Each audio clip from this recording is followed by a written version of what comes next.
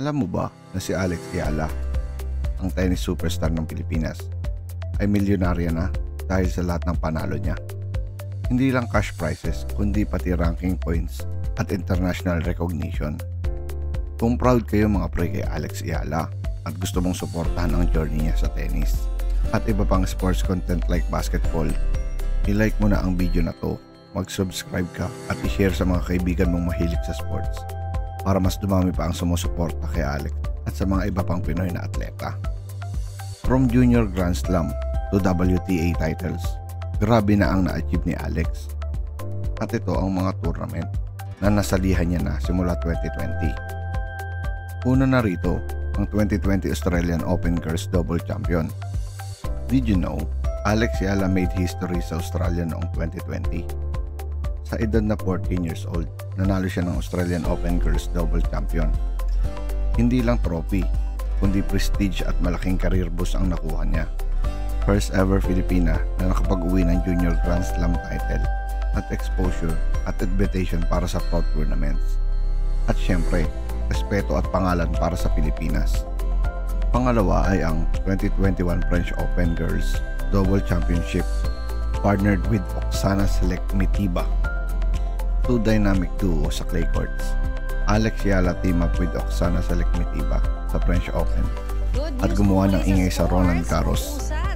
Umabot sila sa finals at halos masungkit ang championship. Nakauwi sila ng prestigious runner-up trophy.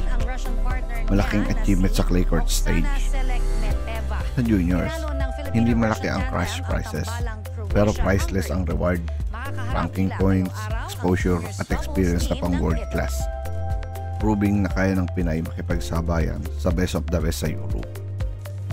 Pangatlo ay ang 2022 US Open Girls Single Champion. Noong 2022, kumuhaan ng history si Alex Yala sa New York. Nanalo siya sa US Open Junior Singles. First ever Filipina to achieve this. Ang prize?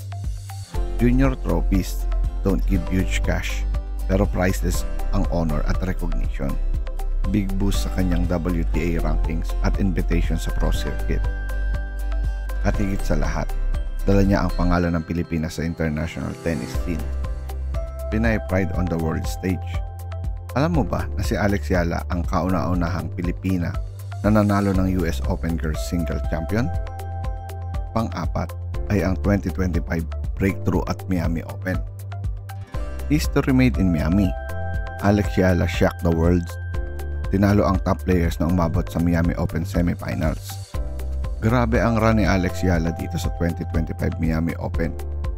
Natalo niya ang former Grand Slam champion Helena Ostapenko at world number 5 sa Madison Keys.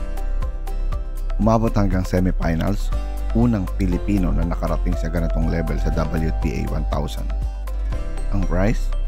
Umabot ng halos $332,000 o mahigit 18 million pesos sa isang tournament lang. Plus massive ranking points na nag-angat sa kanya papasok sa top 60 ng mundo. Panglima ay ang Eastbourne Open 2025. Grass court glory for Pinay pride. Alex Yala made history sa Eastbourne Open 2025. Eastbourne Open, isa sa pinakamalaking pre-Wimbledon tournament sa UK. Umabot si Alex sa kanyang unang WTA final. Lumaban siya sa top player sa grass court, proving she can shine on any surface. Kahit hindi nakuha ang championship, nakapag-uwi siya ng higit $123,000 o 7 million pesos in prize money. Plus malaking WTA ranking points na lalo pang nagpaangat sa kanya sa top 60 sa mundo. Isang historic run na nagpatunay na ready na si Alex para sa mas malalaking stage like Wimbledon. Pang-anim sa listahan ay ang US Open 2025. History in New York, Alex Yala, unang Pilipina na nakapag-win sa US Open main draw. Grabe ang laban ni Alex sa US Open 2025. Natalo niya si Clara Tozon sa isang epic 3-set battle, 13-11 sa final tiebreak. Siya ang first ever Pilipina na nakapasok sa round 2 ng Grand Slam main draw. Prize money? Umabot sa $154,000 o 8.7 million pesos para sa round 2 finish. Plus dagdag ranking points na lalo siyang nagpalapit sa top 50 ng WTA sa buong mundo. Isang makasaysayang moment para sa Philippine tennis. Panghuli sa ating listahan ay ang Guadalajara 125 WTA title champion.